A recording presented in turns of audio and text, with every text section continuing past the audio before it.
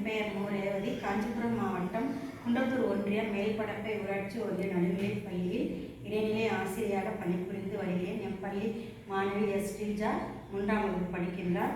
கல்வி கற்றிருந்த காமராசர் அறக்கட்டளை நடத்தும் ஔவையார் ஆத்திச்சூடி ஒப்புவித்தல் போட்டியில் கலந்து கொண்டு ஔவையார் ஆத்திச்சூடியை ஒப்புவிக்கப் போகிறார். அனைவருக்கும் வணக்கம். என்